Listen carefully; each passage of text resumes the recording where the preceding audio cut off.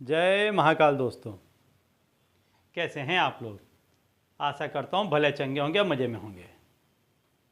दोस्तों, हर व्यक्ति चाहता है कि वो जिस जगह से आता है, जिस समाज से बिलोंग करता है, या जो लोग उनको जानते पहचानते हैं, वही उसकी दुनिया होती है और उस दुनिया में उसकी एक अपनी जगह हो।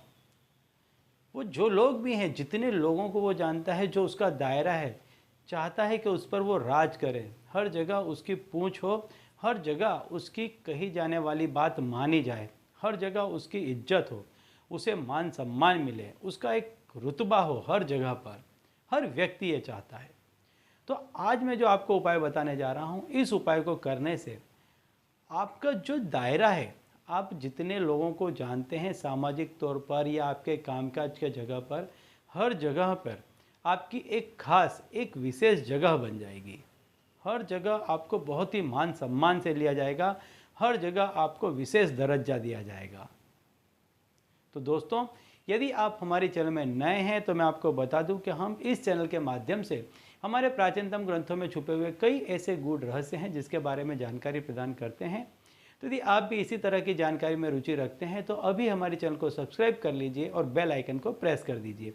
इससे हमारे द्वारा बताए गए उपाय आप तक आसानी से और तेज़ी से पहुँचेंगे।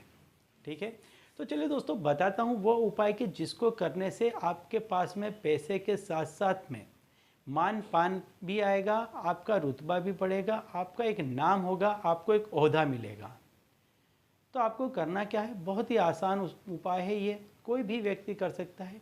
कोई विशेष समय इसमें देने की आवश्यकता नहीं है, कोई विशेष पूजा पाठ की, मंत्र जाप की आवश्यकता नहीं है। इसमें बड़े ही आसानी से, सरलता के साथ कोई भी व्यक्ति कर सकता है। अंक शास्त्र की दृष्टि से ये उपाय जितना उत्तम है, उतना ही दान दक्षिणा के तौर पर भी उत्तम है, और उतना ही आपके द्वारा यदि पूर्व में कोई ऐसे कर्म कर दिए गए हैं तो उनके पाप कर्मों को भी ये उपाय काटता है। हर तरह से ये उपाय शुभता प्रदान करता है, आपके दिलो दिमाग को एक नई ऊंचाई तक ले जाता है। तो करना क्या है कि गुरुवार के दिन जब भी घर में रोटी बनती है, गेहूं के आटे की रोटी बनती है, तो उन रोटियों में आप क्या करें कि 3 रोटी में, जो सबसे पहले की 3 रोटी है, उसमें आपको हल्दी से, जब रोटी बन रही होती है, कच्ची होती है, उस समय आपको पहली रोटी पर हल्दी से लिखना है 3 3 3। इसके बाद रोटी को पका लेना है। दूसरी रोटी में भी आपको हल्दी से 3 3 3 लिखना है, एक ही साइड पे लिखना है। इस रोटी को भी आपको पका लेना है। और तीसरी रोटी पर भी आपको हल्दी से 3 3 3 लिखना है, और इस रोटी को भी आपको पका लेना है। एक रोटी में आपको 3 दफ़े 3 लिखना है। अब ये 3 रोटियां हैं, इनमें से एक रोटी गाय की है, दूसरी रोटी ब्राह्मण की है, और तीसरी रोटी जो स्वयं ये उपाय को कर रहा है उसकी है। 3 का जो अंक है वो गुरु बृहस्पति का अंक है, जो आपकी बुद्धि को विनम्र बनाएगा और तेज बनाएगा, आपके निर्णयों को कभी भी गलत नहीं होने देगा, लोगों को आपकी तरफ खींचेगा, आपको गुरुता प्रदान करेगा, आपको एक बड़ा पद प्रदान करेगा।